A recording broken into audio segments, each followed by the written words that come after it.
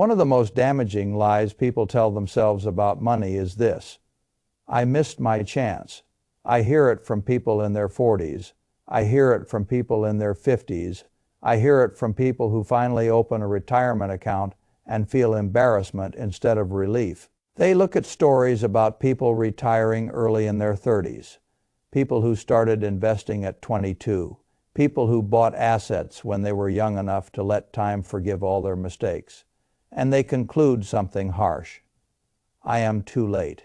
That conclusion is understandable. It is also dangerous, because once a person believes he is too late, he usually begins behaving in one of two foolish ways. Either he does nothing and lets regret become a permanent financial strategy, or he panics and starts chasing a fantasy of catching up overnight.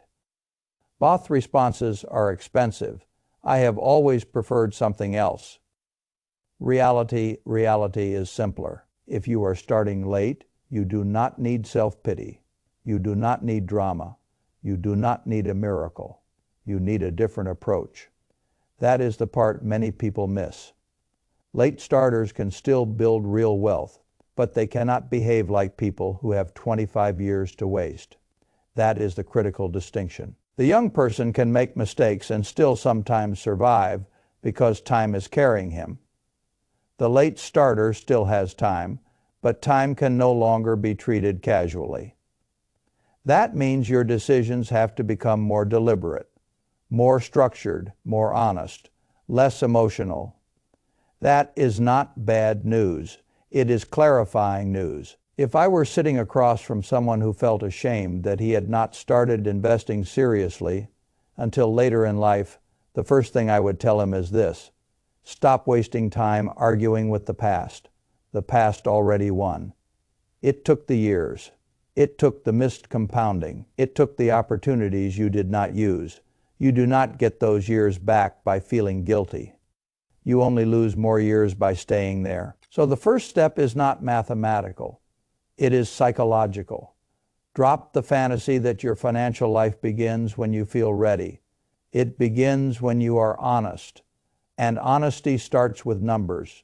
Whenever people feel behind, they usually want to skip the numbers and jump straight to the investment vehicle. Should I buy stocks? Should I use a Roth IRA? Should I invest in crypto? Should I pick a target date fund? All interesting questions. All secondary questions. The first question is simpler and more uncomfortable. Where exactly do you stand right now? I want to know what you own. I want to know what you owe. I want to know what comes in after taxes. I want to know what goes out. Not the flattering version, not the version built from optimistic guesses, the real version, because until you know where you actually stand. Every plan is fantasy, and fantasy is one of the most expensive habits in money. A lot of people are surprised when they finally do this work. They expected disaster. What they often find is something more useful. They find leaks, they find unnecessary pressure, they find subscriptions they forgot, they find categories of spending that never mattered enough to deserve the money they were getting. They find that the situation is not always wonderful, but it is often more manageable than their fear suggested. That is why facing the numbers is so powerful. Clarity lowers emotional noise. Fog raises it. So if I were starting late, I would begin exactly there. Assets, debts, net worth, 3 months of spending, not to judge myself, to diagnose myself. That distinction matters. Judgment wastes energy. Diagnosis creates options. A negative net worth is not a moral failure. It is a starting point. A weak savings rate is not a verdict on your character. It is information. Information is useful. Useful beats comforting almost every time. Then once the numbers are visible, the next truth usually appears. A lot of people who say they have nothing to invest are not always literally correct.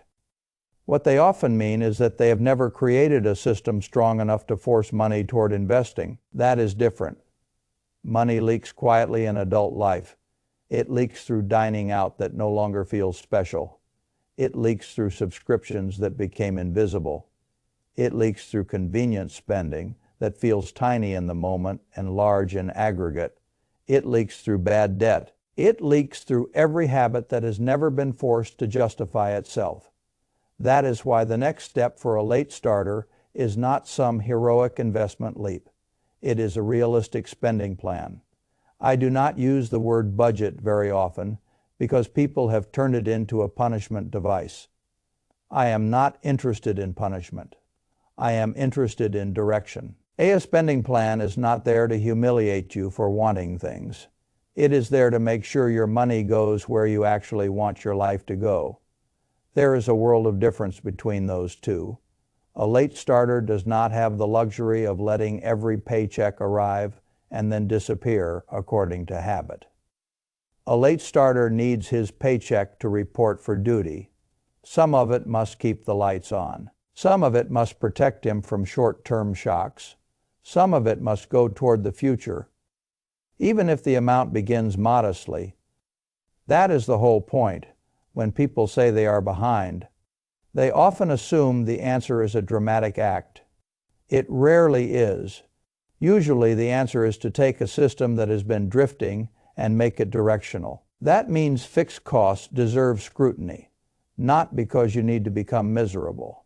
Because if fixed costs are too high, every other category becomes harder to improve: housing, transportation, debt payments, insurance, utilities. These things do not just affect a month. They affect the shape of a decade. Then I want a late starter to carve out something even more important: an investment floor, a minimum amount, however modest at first, that goes to the future, before lifestyle gets its turn. This is where many people sabotage themselves. They say they will invest when they have more left over. That day rarely comes by itself. Life has a huge appetite. If you wait for life to stop asking for money before you begin investing, you will be waiting while your hair turns gray. So the better strategy is to create a minimum investment habit now and then increase it with time. That is how adults build durable change, not by demanding perfection on day one, by creating a structure that can strengthen. I also want to say something directly to the person who feels guilty for starting late. Your guilt is tempting you to make reckless decisions. That is what guilt often does. It whispers that because you are behind, you must do something dramatic to catch up. You must take bigger risks. You must chase individual winners. You must try to time the market. You must load up on whatever sounds like a shortcut. That instinct is understandable. It is also poison. Late starters do not need more chaos. They need less. The phrase "catch up" has ruined many people because once you begin using it emotionally, you start behaving as if prudence is no longer available to you. That is nonsense. You still need prudence. In fact, you need more of it.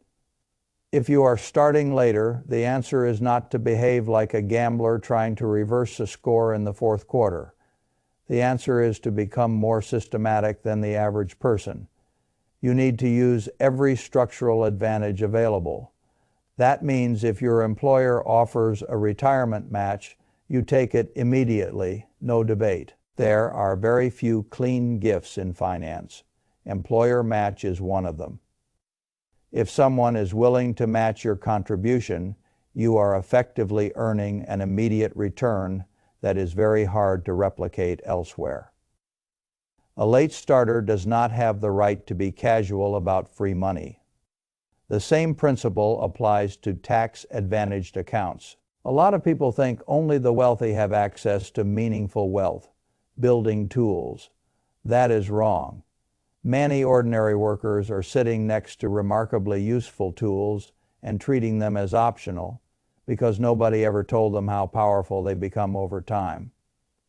A 401k, a traditional IRA, a Roth IRA, these are not technical details. They are structural advantages, and structure matters more when time is tighter. I do not want money sitting in checking where it can be spent on random relief. I want it inside an account designed to make the future harder to sabotage. That is one reason retirement accounts are so powerful. They put distance between impulse and destruction. And distance is often exactly what people need. Now, if you are over 50, the tax code itself recognizes something important. Older savers are often allowed to contribute more. That matters. It means you are not completely trapped by the lower contribution ceiling that applies to younger workers. You have a wider lane. Use it.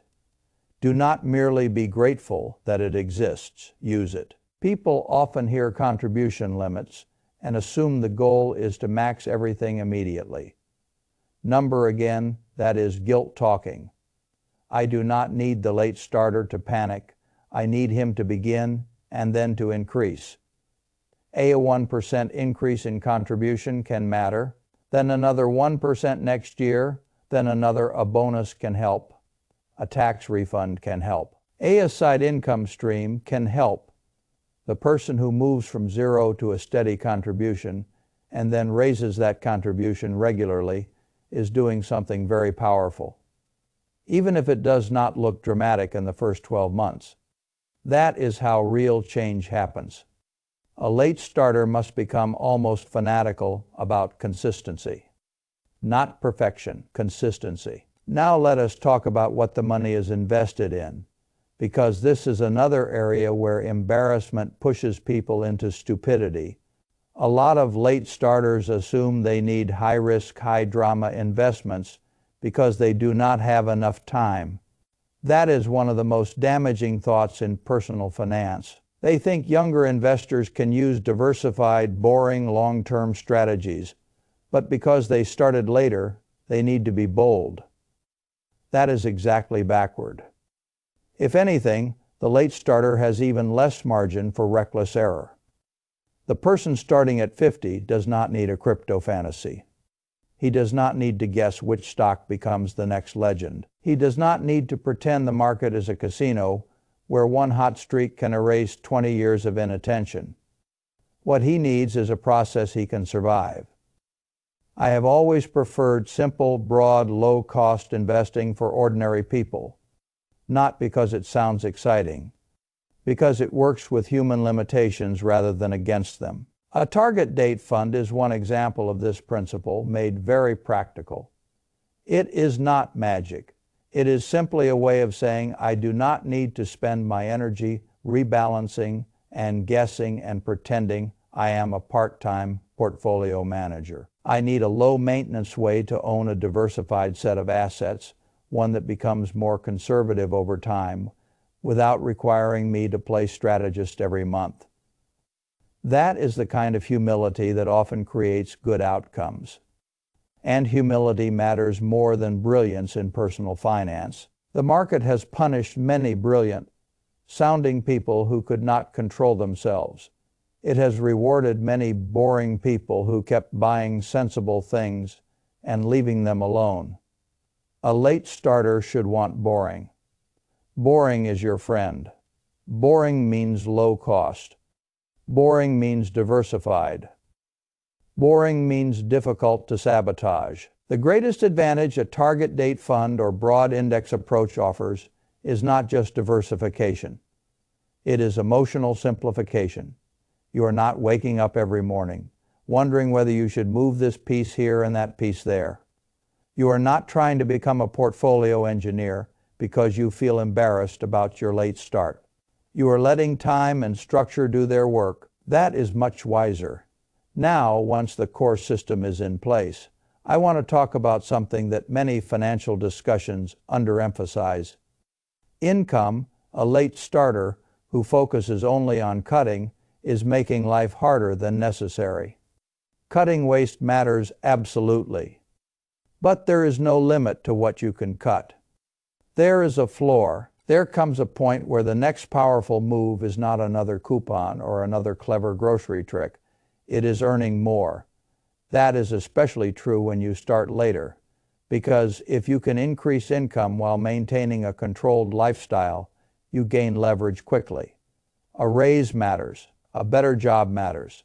A side business matters. A freelancing skill matters. An extra $1,000 a month invested consistently can do much more than years of obsessing over tiny purchases, especially once the basic leaks are already under control. This is where many people waste time. They try to perfect frugality while ignoring earning power. I understand why. Frugality feels virtuous. Asking for a raise feels vulnerable. Changing jobs feels uncertain. Starting a side stream feels messy. But the market does not reward what feels virtuous. It rewards what creates surplus. And a larger surplus gives every good investment habit more force.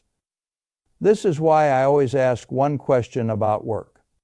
Is this job teaching you something valuable or paying you well? Ideally, it does both. If it does neither, you have a problem. A late starter cannot afford to drift passively inside a role that offers no growth and no leverage. Not if he is serious about changing the future. Now let us address something else. A lot of people who start late are obsessed with the number they think they should have by now. That obsession is poison. They compare themselves to someone who started at 25. They compare themselves to online personalities. They compare themselves to an imaginary version of their younger self who made every perfect decision. I have no interest in that comparison. Comparison is often a way of avoiding action. What matters is not what a 25-year-old with better timing has. What matters is what you can build from this point forward. That is the only financially relevant question. A person who starts at 50 and does the right things consistently can still transform his retirement. Will it look identical to the person who started at 23 and invested every year? Number that is not the standard. The standard is not fantasy. The standard is improvement, and improvement compounds too. That is another thing people forget. Not just money, behavior compounds. A person who raises his contribution by 1% a year compounds discipline. A person who learns to live comfortably below rising income compounds margin. A person who automates his investing compounds consistency. A person who resists emotional overreaction compounds calm. These things matter. They may not show up on a brokerage statement in a single line item, but they are often the invisible forces behind every strong result. So what would I tell a late starter to do, step by step, if he wanted a real shot at building wealth from here? First, face the numbers, assets, debts, net worth, 3 months of spending. No more avoidance. Second, build a conscious spending plan, not a punishment budget, a plan that frees money for what matters and cuts what does not. Third, create a minimum automatic investment habit. Not next year. Now fourth, use every structural advantage. Employer match tax, advantaged accounts, catch up contributions, if you are allowed them. Fifth, choose simplicity over ego. Broad low cost diversified investing. Target date funds if that makes the process easier to stay with. 6. Increase contributions over time. 1% matters, then another 7th. Increase earning power, negotiate, switch, build. Learn, ask more from your work. 8th, stop measuring yourself against the people who started earlier and start measuring yourself against the person you were before you built a system. That is enough, more than enough. There is one final thing I want to say. Late starting is not a financial death sentence. It is a demand for maturity. That is different. It demands that you stop waiting. It demands that you stop performing regret. It demands that you stop imagining that one big risky move will make up for years of inattention. It demands that you use the tools available to you with respect. It demands that you treat every new dollar as an opportunity to build structure rather than soothe emotion. That is not glamorous. Good. I have no interest in glamorous finance. I am interested in durable finance. I am interested in a life that becomes calmer year by year because the system is stronger year by year. That is available to late starters. Not because time no longer matters. Time always matters. But because honest structure still matters too. And structure, once built, can do more good in the next 20 years than most people imagine while they are busy regretting. But it is too late to keep pretending that time will save sloppy decisions. That phase is over. Now you need clarity, now you need systems, now you need steadiness. And if you can build those from here, the future can still become far stronger than your fear is willing to admit.